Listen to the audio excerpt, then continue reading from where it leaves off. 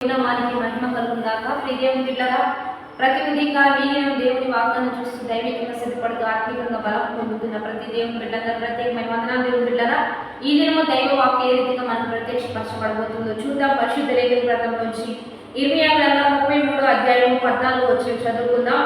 యెహోవా వాక్కు ఇదే, ఇశ్రాయేలు వంశములను గూర్చి యూదా వంశములను గూర్చి నేను చెప్పిన మంచి మాట నెరవేర్చు దినములు వచ్చుచున్నవి. ఆ దినములలో ఆ కాలమందే నేను దావీదునకు నీతి చిగురు మొలిపించెదను.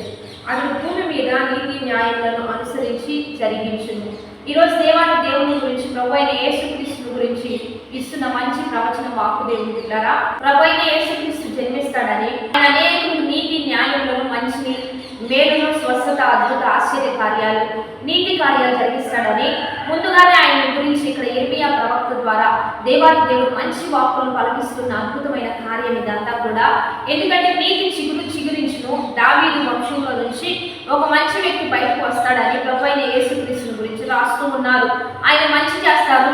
ఎందుకంటే ఇశ్రాయేలులకు, యూదా వారికి, ఇశ్రాయేలు వారికి ఏ వాక్కునైతే దేవుడు ఇచ్చాడో ఆ వాక్కు నెరవేర్చే దినములు రాబోతున్నాయి అని దేవుడు తెలియజేశాడు. ఈ రోజు నీ జీవితంలో కూడా భయంకరమైన పరిస్థితుల్లో మీరుంటే, ఇక్కడ ఇశ్రాయేలుకి భయం వస్తుందండి. యెషయా గ్రంథంలో మరి యూదా వారు చాలా భయంతో, మరి వేదనతో వారు కుంగిపోతున్న పరిస్థితులు వారికి వస్తాయి.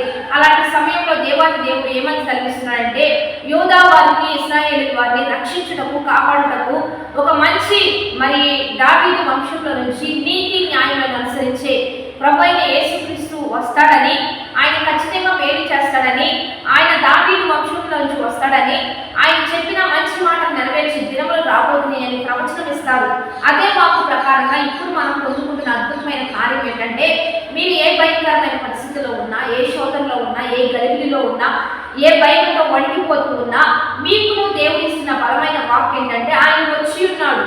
ఆయన అమూల్యమైన రక్తాన్ని చిందించి వెలగా ఇచ్చి ఉన్నాడు కనుక ఆయన ఖచ్చితంగా మీకు నీతి న్యాయంలో జరిగించువాడే, మేలు చేయవాడు, మంచి చేయవాడు.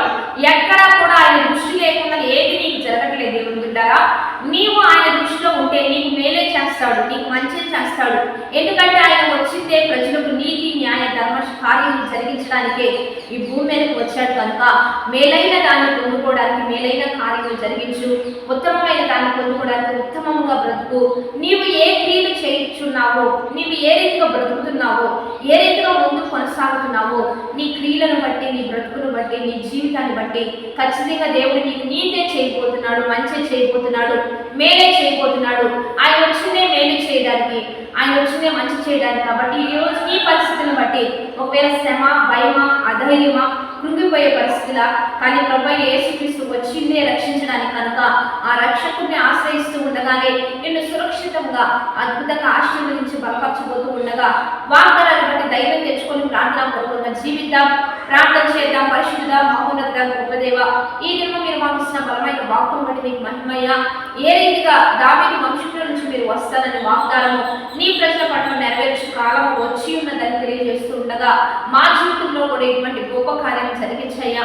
వేదంలో, అధైర్యంలో, ఈ దినవేళ ఏ కృంగుదలలో మేము ముందు ఉండబోతూ ఉన్నామో ప్రతి వాటి నుంచి విడిపించి మమ్మల్ని రక్షించి సురక్షితంగా, నెమ్మదికరంగా మా జీవితాన్ని తగినట్లుగా ఒక మంచి ఆశీర్వాదాన్ని ఇస్తూ బలపరిచి బలమైన సాధనముగా లేవనెత్తమని నజరేయుడైన యేసుక్రీస్తు నామం పేరట అడిగి వేడుకొని ప్రార్థిస్తూ నామ గొప్ప తండ్రి, ఆమె. మంచిగా లైక్, షేర్, కామెంట్ చేస్తూ దైవికంగా సిద్ధపడండి. ఈ దిన వాగ్దానాన్ని పదే పదే చూస్తూ ఆత్మీయంగా బలమునందండి. మరి ఉదయకాల ఆరాధన 4 నుంచి 5 వరకు జరుగుతూ ఉంటాయి. మీరు కలుసుకోండి. ఖచ్చితంగా దేవుని నామాన్ని మహిమపరచడానికి సిద్ధపడదాం.